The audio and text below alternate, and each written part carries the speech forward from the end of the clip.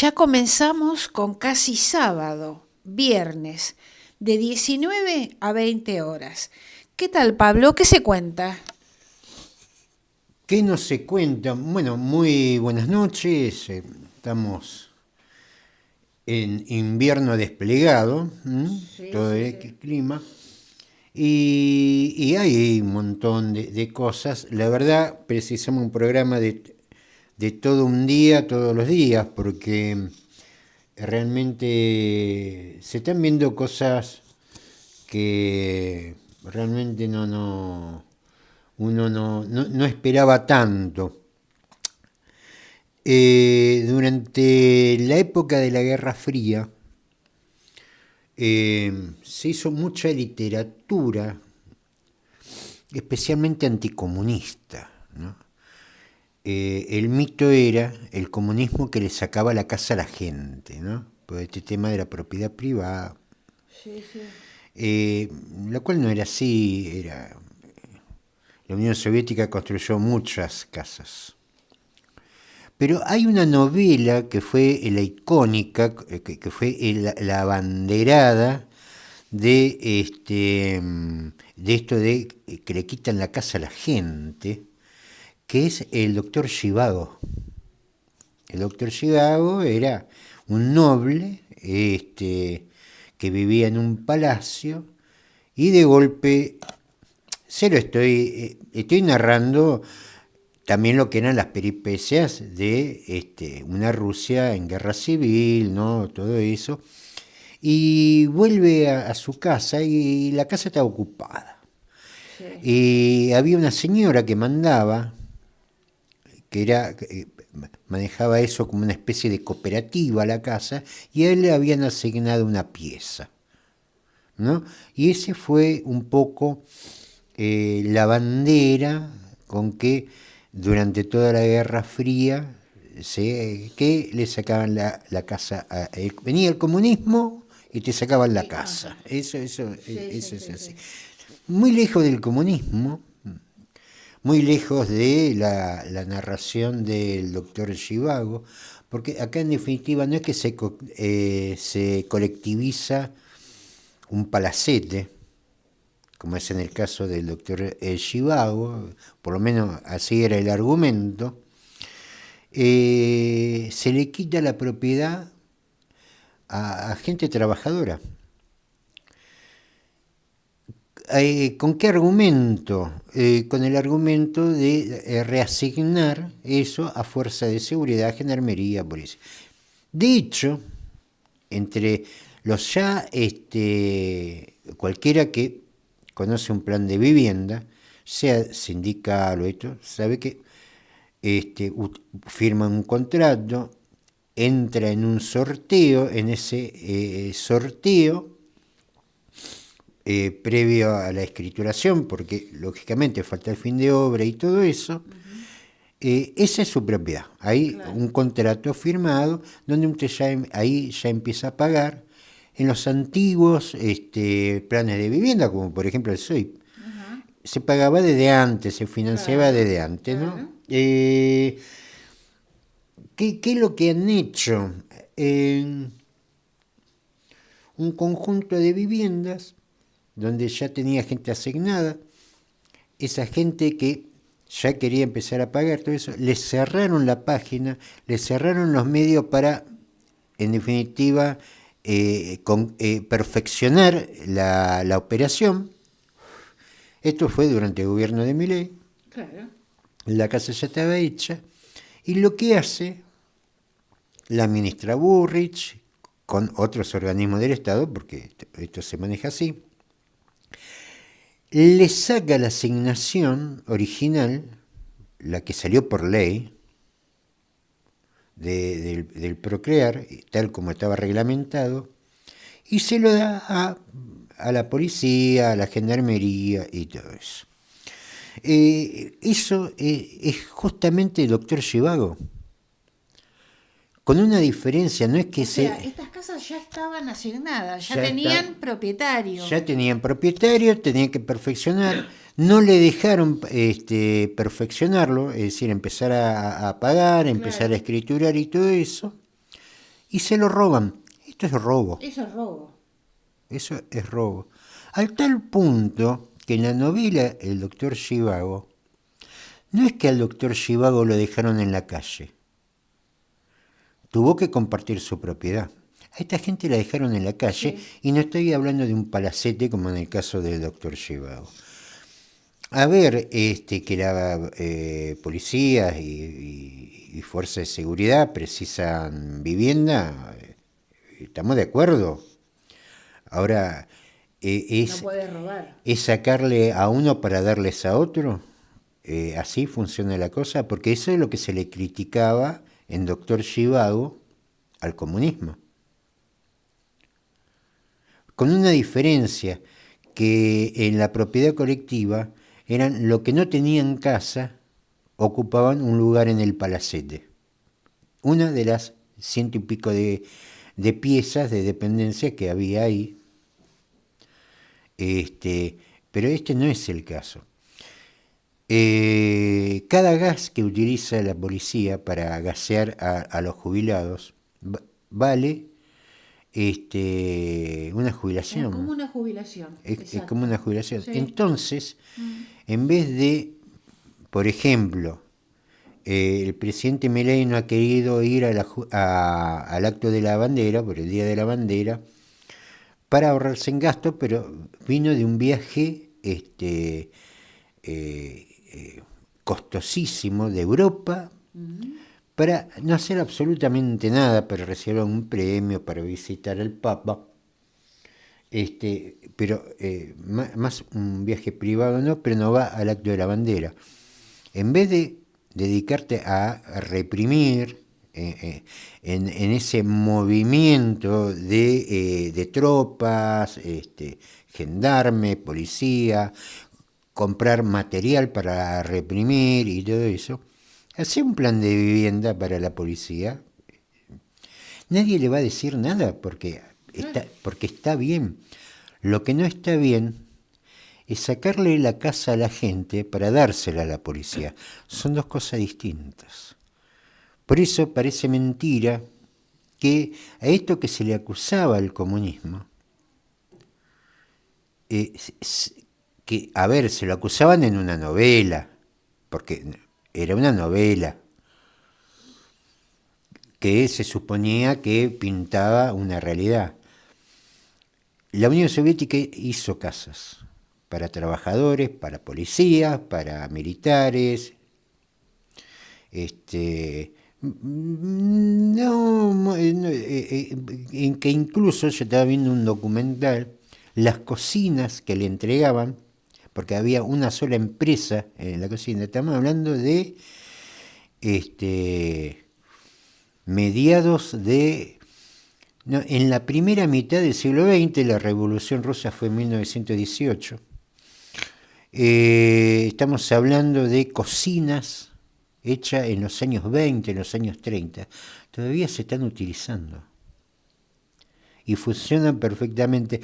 A ver, no dejó a nadie afuera. En definitiva, si eso se quiere discutir, podremos discutir si estuvo bien, si estuvo mal. Pobre el doctor Zhivago, que era un personaje de novela, digamos. Ahora, esto no es un personaje de novela. Es gente que le han sacado la casa para entregársela a la policía. Esto es lo que está pasando. Eso ante un presidente que se la pasa hablando de la propiedad privada. Pero parece que de la propiedad privada que él se refiere no es exactamente de la clase trabajadora. Claro, Pablo. Y vamos a agregar que, bueno, la gran gestora de todo este robo ha sido la ministra de Seguridad, Patricia Bullrich. Y también capital humano, porque acá tuvo que intervenir para la adjudicación. También. Tuvo que intervenir el banco hipotecario.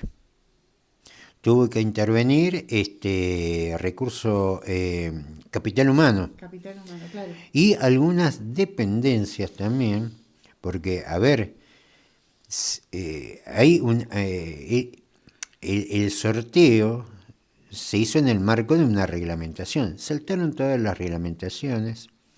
Y esto es lo que a veces uno dice que acá hay una justicia para uno y una justicia para otro, ¿no? porque a ver, ¿dónde? Yo no vi ningún fiscal que de oficio actuara sobre esto, claro, diciendo, usted está cometiendo un delito, porque están cometiendo un delito. Sí, por supuesto. Bien, Pablo, ¿qué te parece si vamos a escuchar la columna internacional de Carlos Juncos? Muy buenas tardes, estimados oyentes de Casi Sábado. Un cordial saludo para nuestros compañeros Gloria Álvarez, Pablo Aceto y Carlos Matos, con quienes realizamos este programa, que llega a ustedes todos los viernes a las 19 horas a través de la FM 87.9, Radio Graffiti, desde la ciudad de Mar del Plata, Buenos Aires, Argentina. Aquí comienza la columna internacional, en la voz de Carlos Juncos. Muy buenas tardes, estimados oyentes. Sean todos muy bienvenidos a esta nueva entrega de la columna internacional para el programa Casi Sábado.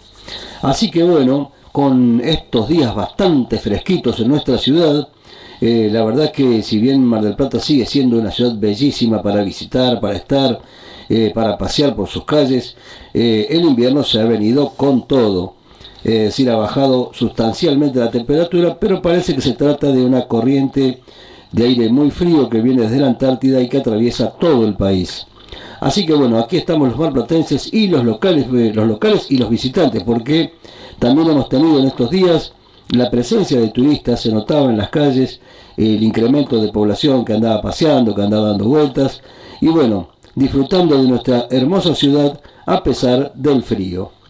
Donde no han tenido frío parece que fue en Irán en estos días, porque bueno, se agudizó el conflicto que se venía desarrollando y aparentemente ha tomado ahora un impasse, se ha quedado quieto. Esto no implica que haya terminado de ninguna manera, pero creo que por lo pronto ha frenado un poco.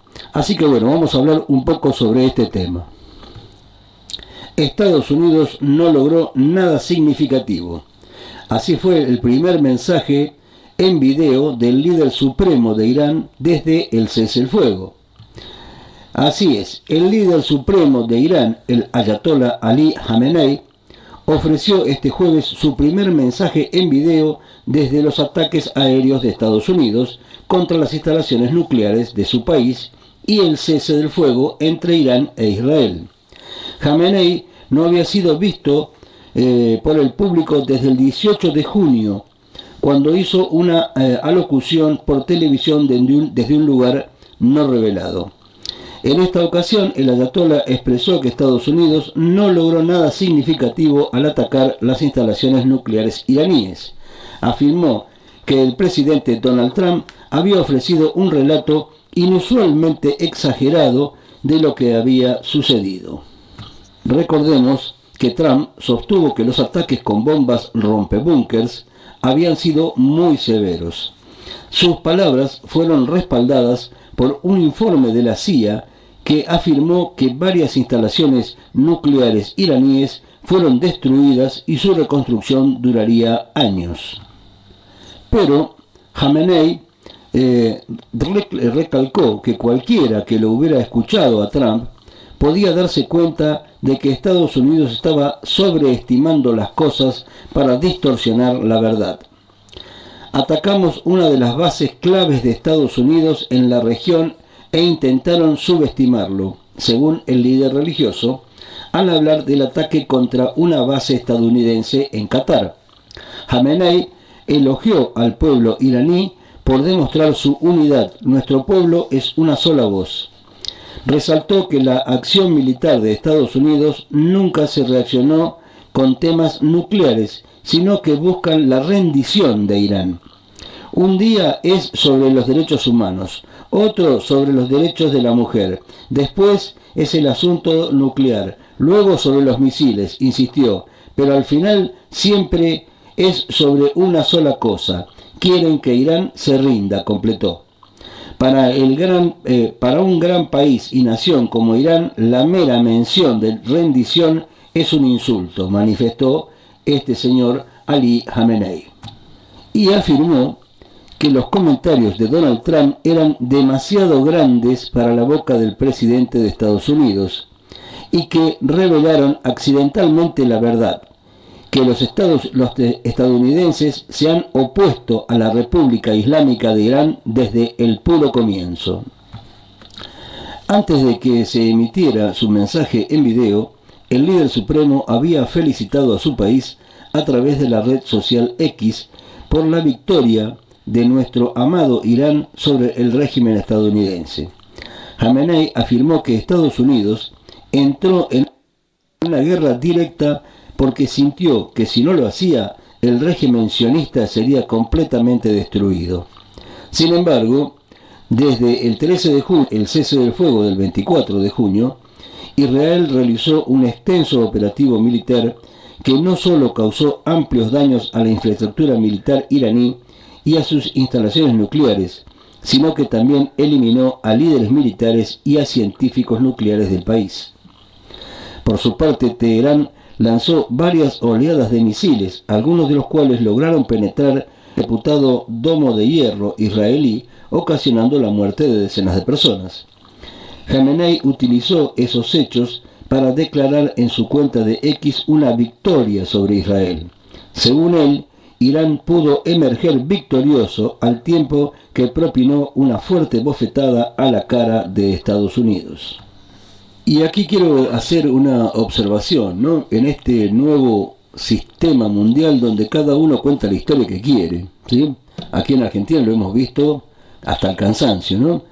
Cada presidente, cada grupo se organiza su propio discurso y cuenta la historia que quiere. En este caso, como se llama este muchacho Khamenei, que según él, ellos estaban victoriosos, o salen victoriosos de este enfrentamiento con Israel. Del lado de Israel los tipos también cuentan su historia. Preventivamente los bombardeamos por las dudas de que tengan algún arma nuclear, ¿sí? Que suponemos que a lo mejor pudieran tenerla. Y en eso recuerdo siempre la justificación de la invasión de Irak, de Estados Unidos, ¿no? Que también tenía armas de destrucción masiva. Estuvieron, no sé, como 11 años ahí, se llevaron todo el petróleo, todas las riquezas de Irak, lo dejaron en la miseria, destruyeron al gobierno, por supuesto, el gobierno que había sido aliado de ellos antes, y jamás encontraron ninguna destrucción masiva, pero por las dudas lo invadieron. El papel de Estados Unidos, ¿no? Que dice, no vamos a nada, tomamos 2 semanas para ver qué hacemos, y al otro día las instalaciones. Está bien, es una cuestión estratégica, digamos, de táctica, en el sentido de que dicen que van a hacer una cosa y hacen otra. Pero todo esto me hace pensar en este tema de las fake news, de las noticias falsas, y de cómo se ha construido un relato nuevo en la sociedad, donde cada tipo cuenta la historia que quiere. Cada tipo cuenta la historia que quiere y parece que esa es la verdadera. Y nadie ni siquiera se toma el tiempo de procurar demostrarla.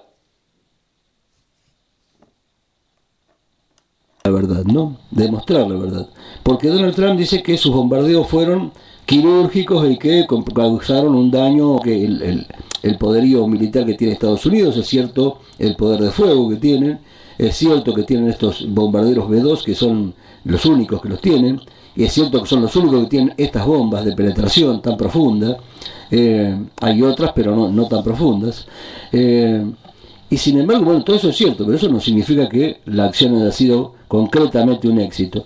Tampoco es cierto que Irán estaba ahí inocentemente. A ver, si te están investigando por los derechos humanos, te están investigando por los derechos de la mujer, te están investigando por la fabricación de... Bueno, a ver, amigo, algo pasa también, ¿viste? O sea, no me la cuente que son todos buenos, ¿viste? Como todos los dictadores del mundo parece que son geniales, ¿viste? Que son tipos bárbaros, ¿no? Los dictadores y muchos de los que son elegidos democráticamente que también son dictadores, ¿no? Por otro lado, bueno, como reitero, esta propaganda que trata de que la población se ponga del lado de la guerra, ¿no? Que la población sostenga la guerra. Y en realidad, digamos, el que pone el cuero siempre es el pueblo. El que termina con las casas destruidas, con las ciudades destruidas, el que tiene que volver a trabajar el doble para construir todo de nuevo, siempre es el pueblo. Y estas decisiones geopolíticas no terminan acá. Es decir, ahora Trump utilizó esta fuerza, este nuevo supuesto éxito, lo utilizó para la reunión de la OTAN y conseguir que todos los europeos pongan una parte de la guita que no ponían. Macanudo, son negocios entre ellos, pero todo eso lo va a pagar, no lo paga el presidente de España ni el presidente de Francia, lo paga la gente, ¿eh? O sea, eso tenganlo siempre presente. Por otro lado, digamos, esta situación en la que los europeos se quedaban piola porque total nos protege Estados Unidos. Bueno, ahora le pusieron los puntos, ¿no? Tienen que ponerse las pilas y ponerse los pantalones largos. Pero siempre todos estos muchachos que juegan, como bien decía Joan Manuel Serrat, juegan con cosas que no tienen repuestos. Estos muchachos están hablando constantemente de armas nucleares, de producir más armas nucleares. A ver, muchachos, a ver si se ponen un poquito las barbas en remojo, se calman un poco y tratan de hacer las cosas bien para que la población del mundo viva mejor y no cada vez peor. Bueno, amigos, hasta aquí el programa de hoy. Un gran abrazo para todos. Nos vemos y nos encontraremos en el próximo programa. Muchas gracias, Carlos Juncos. Vamos a compartir ahora una nota de Pablo Aceto en Cazador de Noticias. Pablo Aceto advirtió sobre el negocio de la especulación financiera con recursos públicos. En diálogo con Cazador de Noticias, el dirigente del Partido Socialista Auténtico de Mar del Plata Batán en Unidad Socialista, planteó que Horacio Daniel Marín, quien ejerció como presidente de exploración y producción de Tecpetrol del grupo Techin, al mando de YPF, y su vicepresidente Guillermo Garat, socio de Santiago Caputo, decidieron bajarles el precio a 55 yacimientos para venderlos más baratos en una maniobra que favoreció directamente a exfuncionarios de los tiempos de Macri, como es el caso del ingeniero Javier Iguacel, quien se asoció con Lisandro Garmendia,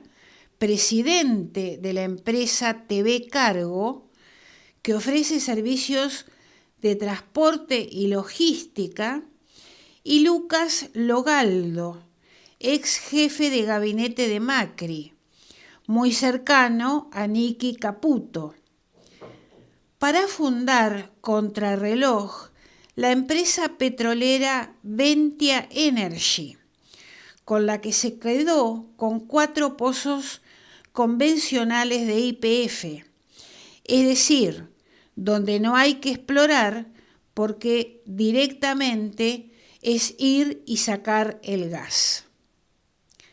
La adjudicación fue formalizada a pesar de que Ventia no cumpliría con la ley de hidrocarburos que exige solvencia financiera demostrada para concesionarios.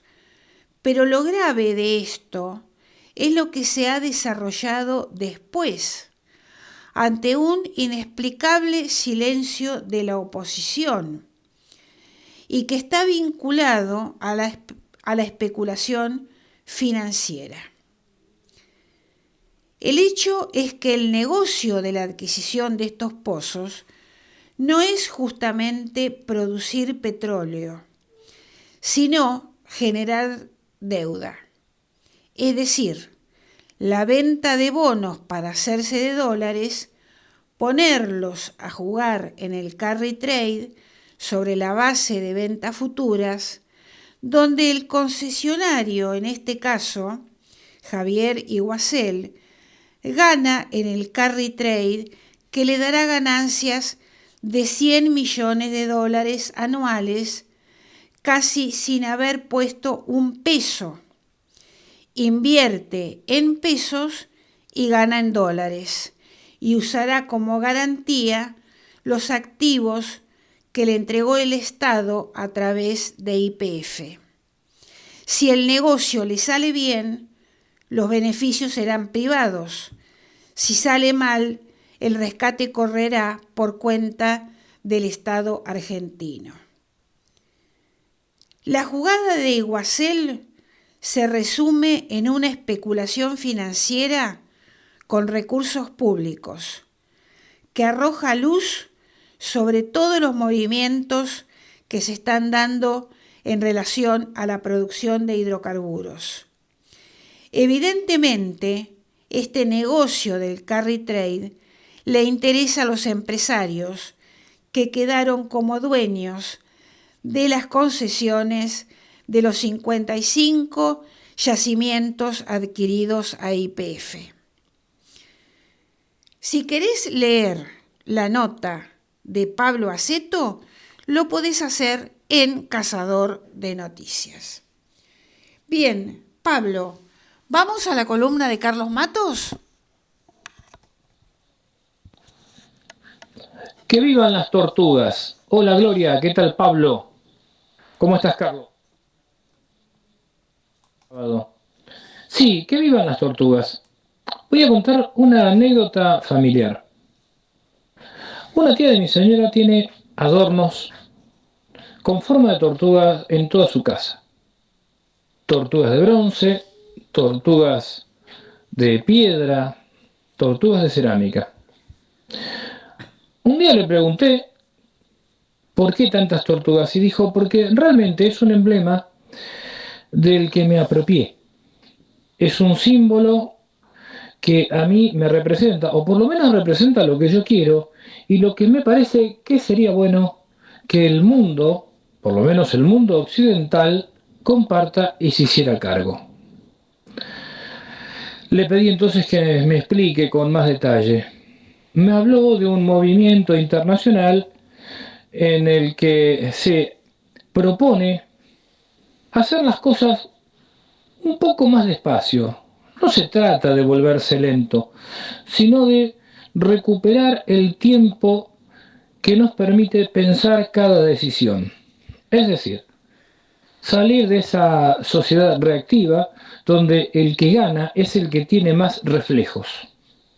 Sí, porque hoy se hace un culto de eso, del más fuerte sobre el más débil, no del que piensa, sino que en esa modernidad líquida, en esta modernidad líquida en la que estamos hoy inmersos, gana el más rápido, que no necesariamente es el que más razona o el que piensa en el bien común. Y ese más rápido generalmente es profundamente ególatra. Hace culto a su rapidez y además se ríe de aquellos que son más lentos, pero que seguramente tienen la capacidad de pensar más lejos y no en forma tan individual. Sí, que vivan las tortugas, verdaderamente que vivan las tortugas, es un lindo emblema. Vivir un poco más, pensar un poco más, pensar en el conjunto, consumir lo necesario, dar espacio a los otros, a las otras. Fíjense que otro problema de una sociedad tan rápida y reactiva es la pérdida de la palabra. Parece que el desarrollar oraciones sintácticamente ordenadas, tanto en lo escrito como en lo coloquial, lleva tiempo que molesta a aquellos que hacen un culto de lo rápido, lo reactivo, etcétera, etcétera, etcétera. Más de una vez hemos hablado en estas columnas de la tremenda premonición de Fahrenheit 451, la obra de Ray Bradbury, donde todo se desarrollaba a alta velocidad. Hay una imagen de Bradbury en esa novela corta que es verdaderamente impresionante. El tamaño de los carteles. Los carteles de las rutas y de las autopistas tenían que ser enormes, justamente para poder ser leídos a la velocidad en la que se transitaba. Pero además, la velocidad hacía que las oraciones fueran cortas y que de los razonamientos se pasara a los eslogans. Cuando en mi adolescencia leí este libro quedé realmente maravillado por el mundo en el que Bradbury era capaz de sumergirnos. Tal vez un poco espantado, ¿por qué no decirlo? Bueno, más de 40 años después, hay muchos de esos elementos que se ven hoy día. Y ya lo he contado también acá, en estas columnas. Se ha perdido la palabra, o se han perdido muchas palabras.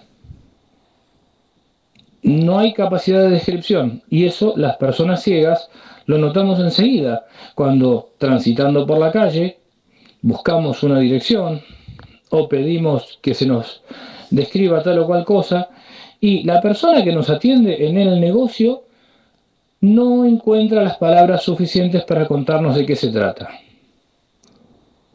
Esto obviamente que es lógico, porque cuando vamos a comprar un producto, ese producto suele estar dentro de un blister, lo que hace que no podamos tocar el producto para cerciorarnos si es exactamente lo que queremos. Al no poder abrirse el envase, le pedimos al empleado, a quien nos atiende, que nos cuente, y no encuentra las palabras suficientes. Tal vez debamos recuperar más tiempo para poder vivir mejor, para poder pensar, para encontrar las oraciones suficientes para hacernos entender y para poder entender a los demás, para incrementar la capacidad de escucha o por lo menos recuperarla. Capaz, a lo mejor, tal vez, necesitemos volvernos tortugas. De esa forma podremos construir seguramente una comunidad un poco más fraterna, un poco más justa, donde haya espacio para todo el mundo. ¡Que vivan las tortugas! Nos encontramos el viernes próximo, cuando sea nuevamente casi sábado. Muchas gracias, Carlos Matos. En el programa anterior, Prohibido Olvidar, hablamos de los negocios del puerto cuyas ventas se desplomaron por la crisis en el puerto de Mar del Plata. Muy bien, ahora vamos a hablar de que hay alarma en los comercios del centro marplatense. Caída de ventas y desánimo en el sector comercial. La UCIP presentó el balance de mayo del 2025. El estudio realizado por la UCIP indicó que las ventas tuvieron un descenso interanual en unidades físicas del 4,8%, comparando mayo del 2025 con mayo del 2024. Con relación al mes anterior, mayo del 2025, la variación fue una caída del 8,1%. Digamos que mayo es de los peores meses del año en la ciudad. El costo de vida trepó más rápido que los salarios, afectando el poder adquisitivo de las familias y menos dinero disponible para consumo o turismo. Esto impacta en las ventas. Vivimos un desánimo en el sector comercial, dijo Blas Taladrid, presidente de la UCIP. El 75,8% de los consultados no ve un buen momento para realizar inversiones en su comercio. El 21% cree que es buen momento y el 3,2% no sabe. El relevamiento realizado por la UCIP fue en los siguientes rubros: calzado, marroquinería, ferretería, indumentaria, mueblería y cerrajería. Muy bien, este es el informe de la UCIP en cuanto a los comercios del centro de Mar del Plata Y ahora vamos a la columna de Pablo Aceto, que se llama YPF en picada. Pablo. Un poco, bueno, nos enganchamos con el artículo de Cazador y también con la columna de Carlos Juncos. El precio del crudo había obtenido un alza de casi $70 el barril, prácticamente 10 puntos, con el inicio de los conflictos en Medio Oriente. Calmándose eso, ya el precio empieza a bajar, a pesar de que tuvo una subida en el último cierre, más 0,43%, cerró en 67,97. ¿A qué hace alusión esto? Hace alusión a que el gobierno había dicho que nuestro petróleo se iba a cotizar de acuerdo al precio internacional, es decir, que a nosotros nos iban a vender a precio internacional lo nuestro. De hecho, el actual precio del combustible está formado, hace meses, sobre la base de un barril de entre 82 y 85 dólares el barril. De hecho, de lo que va del 2025, el rendimiento es negativo, es del 10,20 negativo. Esto refleja, ha llegado a ser del 18, repuntó un poquito el promedio con este conflicto en Medio Oriente. Menos 10,20, es decir, el precio del combustible en la Argentina, de acuerdo a lo que planteó Javier Milei, a lo cual no estamos de acuerdo porque nuestro recurso es nuestro, no tenemos por qué pagar precio internacional, pero basémonos en lo que ellos nos prometían, que si el precio del petróleo bajaba, el combustible bajaba. El rendimiento de lo que va del año, ya lo dije, es negativo 10,20, y a pesar de eso, esta semana aumentó el combustible un 5%, es decir, a un precio un 5% más de cuando el barril estaba a 85 dólares y ahora está a 67,97. ¿Y por qué digo sumado a los otros informes? Porque uno espera que en este sentido los precios del combustible, a pesar de un aumento injustificado, hayan tenido alguna relación con, en definitiva, con lo que es la industria petrolera. Y ahí me engancho a lo que se informó en Cazador de Noticias. Por lo común, y esto lo hemos visto muchas veces en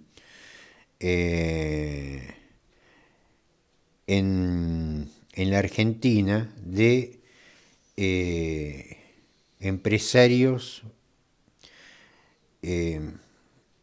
ganadores, exitosos, de empresas que se fundan.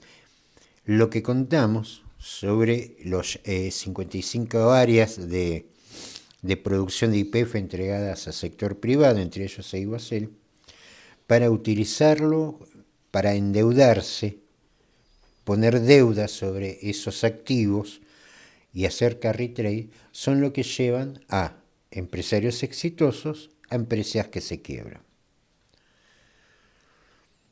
Pero también eso lo que nos muestra es que por ahí es la matriz de la producción petrolera en la Argentina.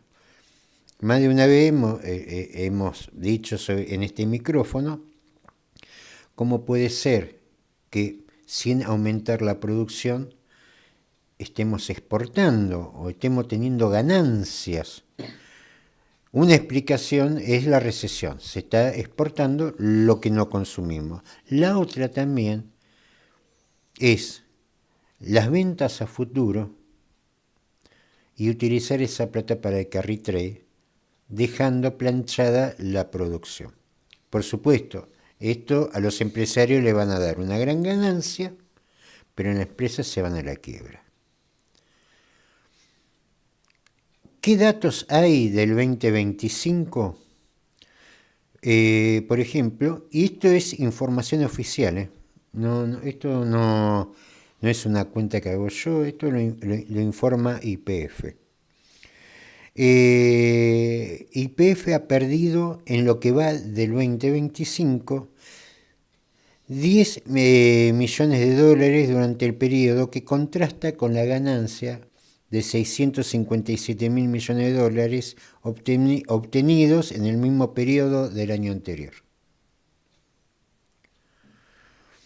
¿Qué argumentos pone YPF a estas pérdidas? Estamos hablando de que se incrementó un 20% en los costos operativos,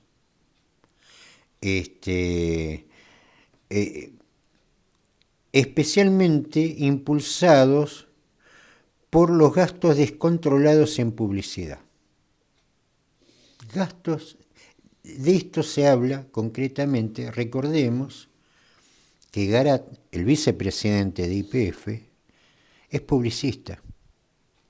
Nada tiene que ver con el petróleo, sí con el tema de publicidad, para eso lo pusieron ahí. Y es un poco, se está utilizando YPF como para adornar ciertos medios. Por supuesto, ciertos medios que hablan a favor del gobierno. 20% aumento. También, ¿no? Sponsor oficial de esto, sponsor oficial del otro, aumentó un 20%. Gastos de administración, un crecimiento del 46%. Estamos hablando del gobierno que nos está diciendo que no hay plata. En gastos administrativos. No es que estamos diciendo, mirá, están haciendo una inversión bárbara. Invirtieron en áreas de producción y eso salió mal. Eso sería una pérdida que uno diría lo lógico. Bueno, ese riesgo de la industria petrolera. Vos hiciste un pozo, ahora los pozos son de 4.000, 5.000, 6.000 metros. Hiciste una inversión y eso salió mal. Bueno, es parte de riesgo. No, gastos administrativos. Incluyendo también,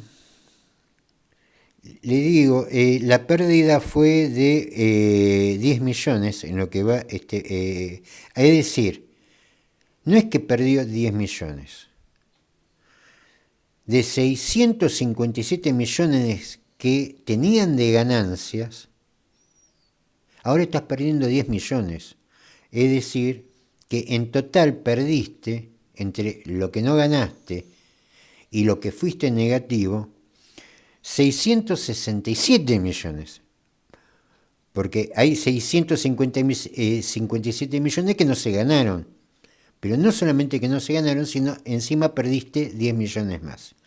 11 millones de dólares en sueldo entre 11 directores. Puestas por el gobierno. 11 millones de dólares cobran. Ganan en dólares. ¿11 millones de dólares o 11 millones de pesos? No, de dólares. De dólares. Prácticamente es... ¿Cobran en dólares? Sí.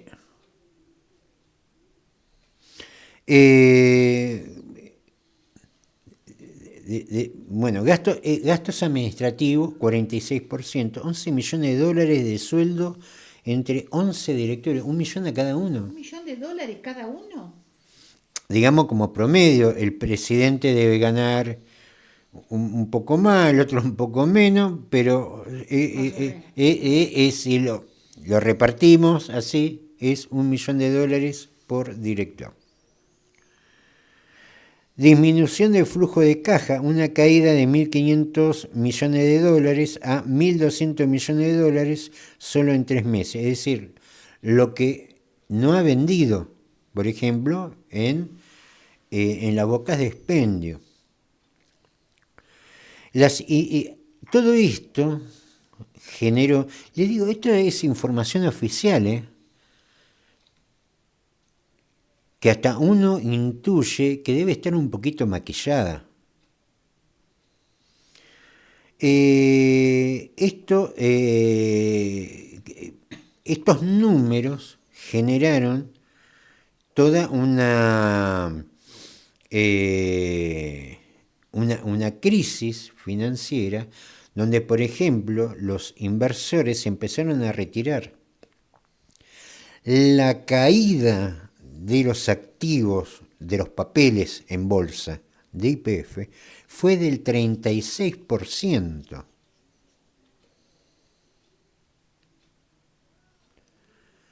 A esto yo le quiero sumar que que empezó este año perdiendo, que había perdido un 10% y nadie sabía por qué, es justamente por estas 55 áreas petroleras que le habían bajado la estimación para justamente entregarla más barata.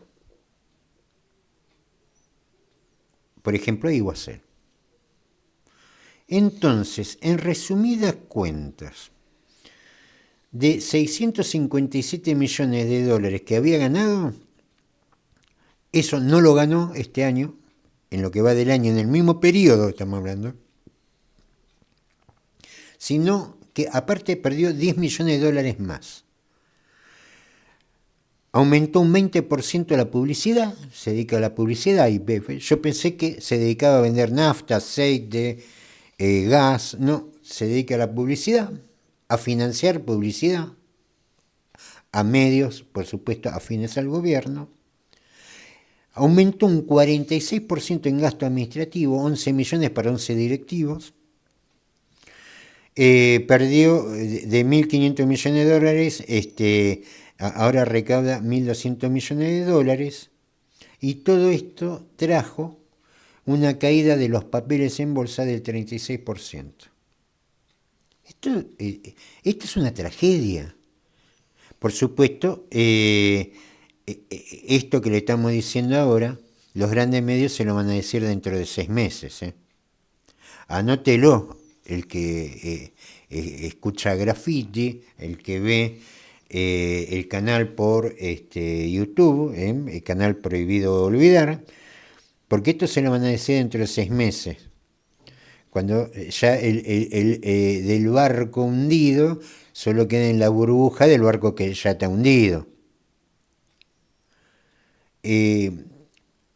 Entonces, viendo lo que hace Iguacel con el pedacito de él, y viendo lo que hace en el caso de YPF, y hay que ver qué es lo que hacen los demás. Porque de hecho las petroleras privadas aumentaron un 5%, cuando tendría que haber bajado un 10%, de acuerdo a lo que es el precio internacional, que es durante el año un 10% negativo. Esto es como para tenerlo en cuenta. Y también es para tener en cuenta la gente de la oposición no lee estas cosas. Son informes oficiales. Nos vamos, nos volvemos a encontrar el viernes que viene por Graffiti, FM 87.9 en Mar del Plata. Con Casi Sábado, de 19 a 20 horas. Nos vamos escuchando el informativo criollo a cargo de Carlos Juncos y un tema musical. Vamos a escuchar a Gustavo Cerati, La Ciudad de la Furia. Saludos para todos.